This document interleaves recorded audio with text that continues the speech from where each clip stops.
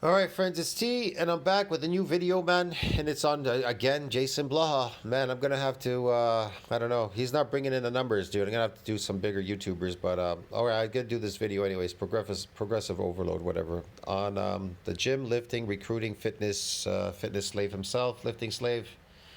JasonBlaha, gear slave, whatever you want to call him. Man, I'm going to do a reaction video to JasonBlaha's video.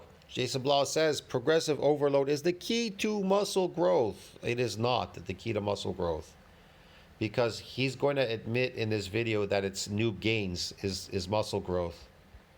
Progressive overload is the key to muscle growth. Hey, everybody. No, it's not. Why did you say in the video that it was noob gains? See what I mean? And then why do you call it noob gains? Is there any more gains after noob gains, Blaha? No, there's no gains after noob gains. Man, it is not the driver of hypertrophy. JasonBlaha here. I thought I would chat with you guys and gals a little bit about this. It is the driver of neurological drive.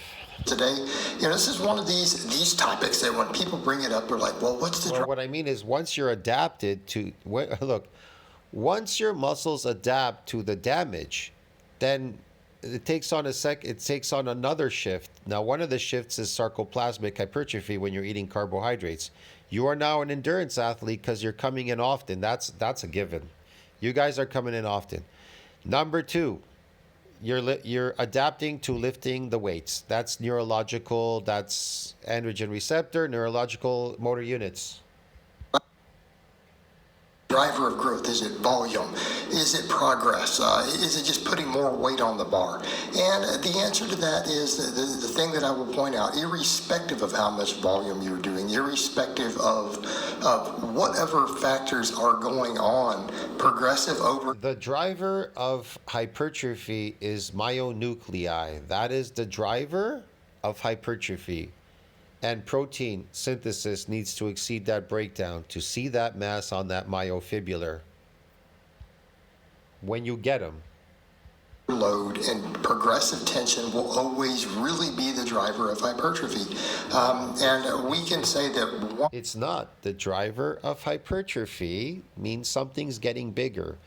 The driver of hypertrophy are myonuclei, and protein synthesis needs to exceed that breakdown. That's what the driver Once is. you are through the early novice phase, this is always the case. Meaning, yes, there can be a lot more neural drive early on, okay? We need to be clear. Like novice lifters, you get the... This is practiced strength. This isn't based on myofibrillar strength. This is practiced. So... you go away from the gym 2 weeks, this strength is going to go. Most neural drive, the most improved in neuromuscular efficiency. You say even admits neural drive, neural efficiency, all that. Yeah.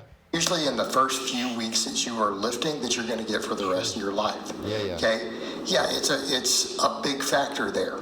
Because again, the human body is resistant to gaining muscle. It doesn't want to gain muscle immediately. Okay, it doesn't want to gain muscle immediately. It itself doesn't gain muscle immediately. It adapts by preventing any more damage. That's how it adapts. It builds muscle in the beginning to adapt to protect from any more damage. That's the whole point. What are you talking about? That's how it works in the real world, in the physiological world, in nature. It adapts by repairing and remodeling a lot stronger so it doesn't get damaged anymore. No damage, no growth. It's really simple. Do it because, again, it's metabolically expensive. We're kind of designed to... You could say it's metabolically expensive, but if you were to keep damaging the muscle, let's say the muscle got damaged and you kept doing something, I don't know. You could get rhabdo. You could get rhabdo and die. Survive ice ages, famines, all this stuff. Gaining muscle is not something your body just inherently... Look, I gotta explain this one more time.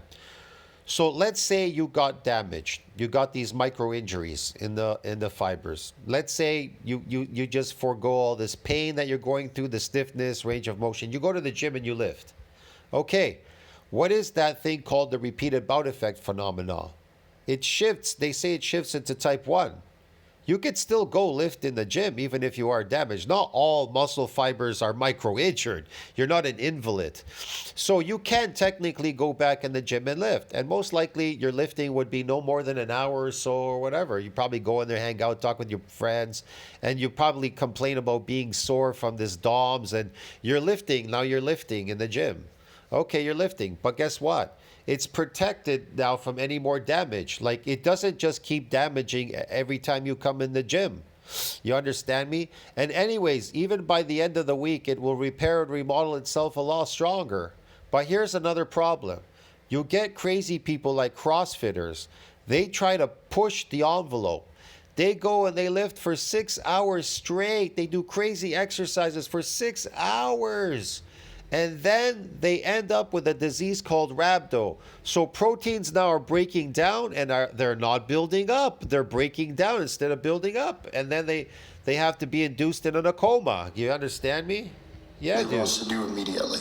So that being said, it will try to improve neural drive first. It'll try to improve neuromuscular efficiency to avoid future injury to the loads. But once they become chronic stressed, and yes, it responds by accruing more and more muscle fibers, more tissue proteins, doing these things. Okay. It's an enormous part of the process, though. Okay, what about it? The same thing when it comes to strength gains. People say, well, how come my maxes go up and down if I lift really heavy versus not? Yeah, but we're also talking about maxes. I talked about this before. If you go into this section, the reason why the adaptation process. Just a second. Hold on.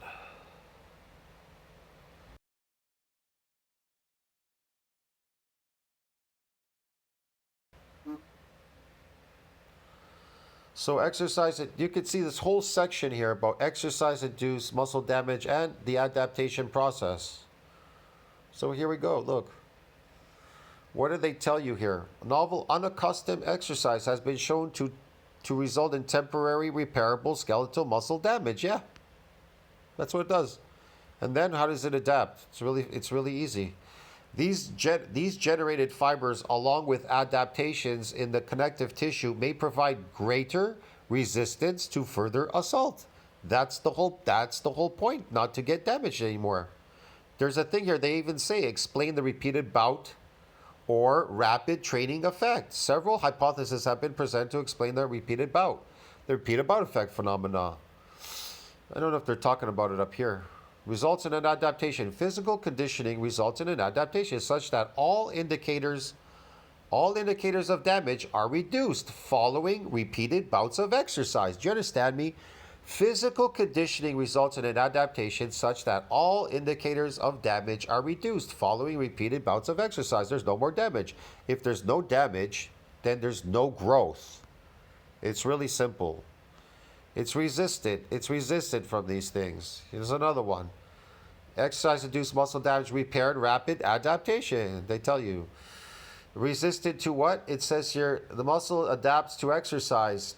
Induced damage. The ability of muscle, in regard to the ability of muscle to adapt to exercise-induced damage, suggests that an adaptation takes place such that the muscle is more resistant to what? Damage. And any damage that does occur is repaired at a faster rate. It is also clear that a relatively small insult will produce this adaptation. That's it. So there's no growth there, and it goes on and on and on. They talk about it here. There's more stuff down here. Design that groups should be good study for rapid muscle adaptation to exercise damage. Get it? Yeah. And there's so many. I can't go through the whole thing. Okay, you could go here. You could read it for yourself. There's many of them here. It's the adaptation process. They talk about it. There's several theories that have been proposed to explain the repeated bout effect, including altered motor unit recruitment and increase in sarcomere series. See, more muscle, that's the reason. A blunted inflammatory response and a reduced and stress-susceptible fibers. There's no general agreement as to the cause. In addition, yes, okay, whatever. Clearly shows that the females experience less damage than males. Exercise-induced muscle damage than the men. Okay, whatever. So there are many. There's this one too, and man, I don't know. I'm not going through the whole thing. Here's another one too. Exercise, rapid adaptation, correlates whatever damage. Performance of one bout of eccentric exercise produces an adaptation such that the muscle is more resistant to damage from a subsequent bout of exercise. Yeah. The combination of cellular factors, neurological factors may be involved in the adaptation process. It's all in it. It's all in the adaptation to not build any more muscles. Your muscles adapt by not building any more muscles. So he's lying to you. And then you're talking about, again, a little bit of neural drive. Okay? Talking about a little bit of neural. It just told you there are neurological adaptations and all these things. They adapt to protect your body from getting damaged. And if you're not damaged, you can't build any more muscle. Drive happening. Sure. But how soon before that maxes out? In other words, usually like 3-4 weeks. Okay? If you haven't done any heavy singles at all, and you've just done, No. 6+ reps. It maxed out the very first time you came in the gym. It maxed out the very first time you swam. It maxed out the very first time you ice skated. Maxed out. Yes, you will progressively get stronger at heavy singles and maxes. It's your job to figure out how to bring back this damage if you want to build muscle. For a few weeks. Okay, but then it will go down. But what's not going to happen is your 10 rep maxes are not necessarily going to go up in proportion to that. And this is kind of the key when we're talking about progressive overload. In other words, we'll just take the bench press, right? Everyone's favorite lift. Yeah. All right, let's say you've been doing, 225 for 9 to 10 reps for a little while, and that's about all you can get. And then you go to do a heavy single, 300 feels really heavy, but you grind it out. Look, you want to know how to get really, if this is your goal to be really, really good at lifting a heavy weight, I'm going to explain how to do it. Most of your diet should be what you guys call carnivore diet, okay? Seafood and meat and whatever, a lot of it. I'm not saying you can't eat a carbohydrate. I'm saying, no, you should not eat any carbohydrates. But if you have to eat a carbohydrate, eat a complex one like potatoes. Because potatoes, they don't spike your insulin. All right? So if you have to eat a carbohydrate, the only one that you should eat are potatoes. That's it. I'm sorry. Complex, okay? Now, that is going to put you eating all this meat and everything, whatever. You put yourself in a positive nitrogen balance, making yourself anabolic. You can't be hungry. You have to be very full, satiated and full. That will put you in an anabolic growth state. So what that means is it'll convert the catabolic hormone to an androgen, so it doesn't have to compete with the myocytic androgen receptor. You understand me? That's what happens. It doesn't compete with your other hormones with the androgen receptor. That's why if you're in anabolic growth state, you can convert the catabolic hormone to an androgen, so it doesn't have to compete. So it doesn't compete with the myocytic androgen receptor. Get it? So now they're all androgens. If the catabolic hormone converts to an androgen, then it adds to the strength because it binds with the myocytic androgen receptor. Like it says in PubMed, myocytic androgen receptor controls the strength, but not the mass of the limb muscles. It controls the strength. So if you want more, and that's for maximum force production. If you want more force production, all you have to do is be in a positive nitrogen balance, anabolic growth state. It'll convert the catabolic hormone to an androgen, so it doesn't have to compete with the myocytic androgen receptor, giving you more of that phony, fake force production that you're all in love with. Get it? Lifting a heavy weight. Then you get 305. Then you get, like the third week, you get 315. But there's a downturn to this, because if you are not in an anabolic growth state and you're not converting the catabolic hormone to an androgen anymore, then that force production that you accumulated doing that is going to go away very quickly. That's why many people come to the gym. They say, yesterday I could squat 500. Today I could barely do 250. Why is that? Because the amount of food that you were eating. That's why. Right? So you really, your max might go up about 10, 15 pounds. You do it for another couple of weeks at 315, moves a little smoother. People say, well, see, that means that you're wrong about the progressive overload. But no, it's just on your maxes, which have a skill component. What's not going to happen is that your 225 for more reps, unless weight changed significantly or some other factor changed, it's not going to go up significantly. It's probably going to stay right at about 9 to 10 reps, and then you're going to be hitting failure or have grinders, okay, with that 225. It's not going to change. So therefore, did your progressive overload go up? No, you just got a little better at maxing out as a skill. Okay. When we understand that is a skill and a neural drive component also, just like the noob gains, when we set that aside and we remove those two big variables, either doing really low reps, when you haven't been doing them, or novice untrained effect, or maybe adding a novel lift that you haven't done, relatively heavy. Okay, those are all skill learning. Oh, yeah.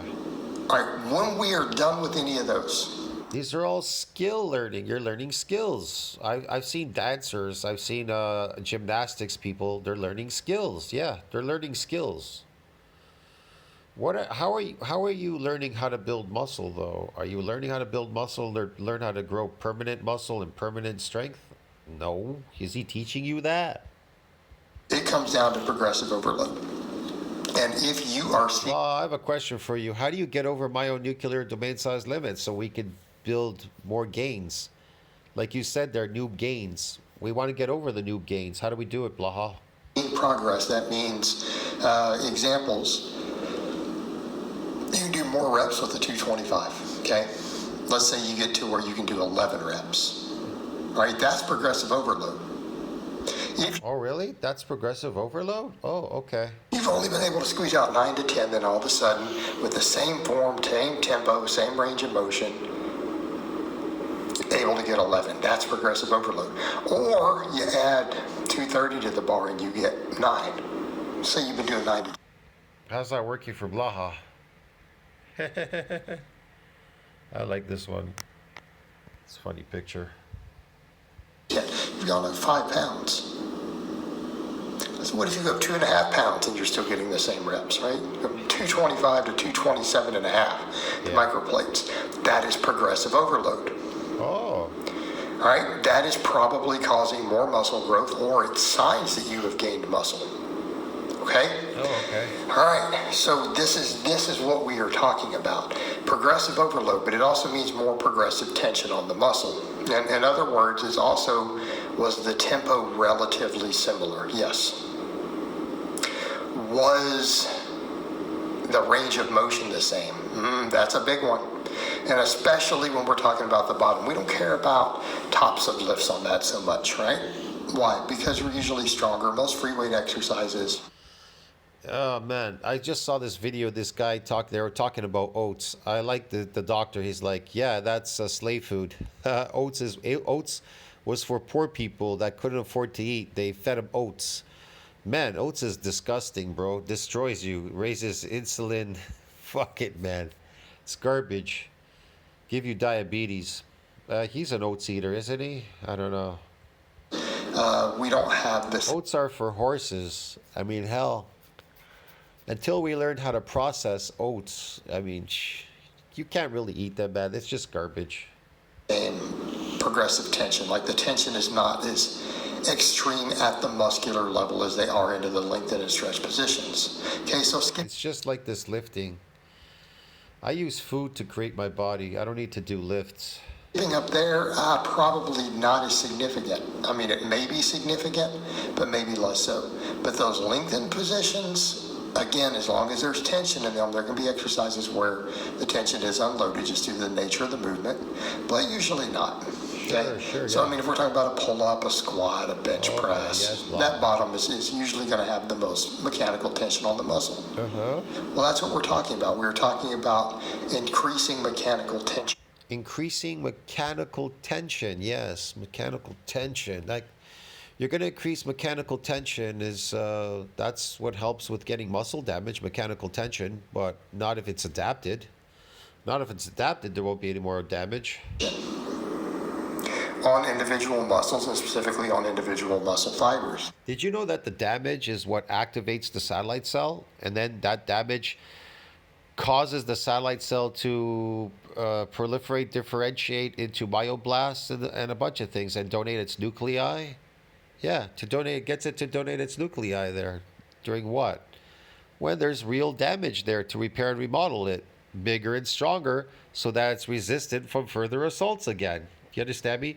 You have to be strong enough to try to bust those muscles a second time. You got lucky the first time you came in the gym because it gave it to you because you were untrained.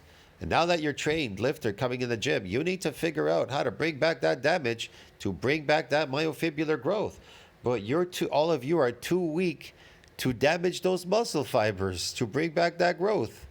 See what I mean? There's so many weak people out there.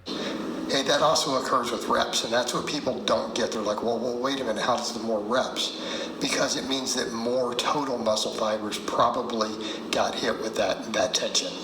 Okay? Oh, yeah. Because mechanical tension isn't just at the level of the tendon and of the muscle. That mechanical tension we're talking about with progression is also at the level of the individual muscle fiber. Oh, and yeah. that means probably more muscle fibers fired. Oh, that's what it is. I had no idea, Blaha. Okay. Got fatigued. Look at that face, eh? Got fatigued. I like this one. This one's cute. Got fatigued. If we're able to get that extra rep. Now, in the grand scheme of things, is that one extra rep enormous? Is that worth out? Wow, it's funny watching this lifting slave. Me, I'm so comfortable here, sitting here making this video, relaxing. Oh, man. I'm about to have a nice steak. Of muscle? No. It could be worth fractions of a gram of muscle. But Okay. it adds up and it accumulates. Oh, it does it? Where exactly? Okay, because let's say you started with 100 pounds for 8, then you get it to 9, 10, 11, 12, whatever. You go to 105. And you keep going for months and years. Months and years. Blaha has a great imagination. I've seen fat people get fat within a year. They don't have to go months and years. Well, maybe months and years to get fat, yeah. Well, how come your muscles aren't growing? How come they're getting fat, but they're eating a lot? They're not even doing anything. They're just eating a lot. They're getting massive. What are you doing? Exercising, eating, and you're not building anything. Okay, whatever. Eventually, that 100 for 8 turns into 225 for 10 on an exercise. Yeah. That is an enormous difference. Oh, it is it? That is an absolutely enormous difference in stimulus. And I want to be clear, this is all I like the word stimulus. irrespective of training volumes. Yes, training volumes. Blaha's back looks exactly the same. His arms look the same. Everything looks the same here. He looks like a guy that's never lifted weights. He just looks like he has starved himself on tofu. Themselves, when they're hard, can help produce muscle growth. But if that progressive over... The best that Blaha could do is, if you line up pictures of him, you show him now before and after pictures, he got fat, he's lifting slave. He got fat, and then he got skinny. Wow, what an accomplishment. Woohoo! Load is there, and we see it in any measurable amount, even a slow amount. Oh, yeah. Even very low volumes of training are causing muscle growth. Okay? Even low volumes of training are causing muscle growth. It does say there that even a small assault will rapidly adapt to small assaults. So it'll happen once. And so, yeah, it adapts that way, Blaha. There's no growth. There's zero growth going on. And you know that. So even if you're only doing 3, 5 sets, whatever, but you're seeing some progress over time. You're not. You're just adapted. You're now adapting to lifting the weights. Neural drive. Yeah, man. Especially if you're not a novice anymore, you probably are seeing muscle growth. That is evidence that you're... Yeah, you're all probably seeing muscle growth. That's why you're all going out there buying creatine, terkestrone, these tablets, doing all these weird plans, because you're all out there growing. You're seeing muscle growth. Yes, yes, yes. Even eating your slave diet. Yes, all that muscle growth is coming on. Yes, and lifting these weights. Yes, yes. Programming is working. That is evidence that you are gaining. See, it's evidence. It's evidence. It's evidence. The protein wasn't working for you, so you started eating carbohydrates and you started blowing up. It's working. It's working, Blaha. Well, I went and got creatine. It's working, Blaha. I'm gaining weight. I'm gaining muscles. I bought some creatine. Now I'm lifting. Oh, man. This is sad, dude. Muscle fiber thickness. Yes. All right, guys, but that's really all I have to say on that. It got thicker from all that water blowing up in the muscles. Thank God that's all he has to say. I'll see you in the next one. This guy is ridiculous. This is pure slavery, and this gym is sad. See you in the next one, friends. Tell us what you think about that. Like, subscribe, support the channel. See you in the next one, Joe. Bye, Blaha.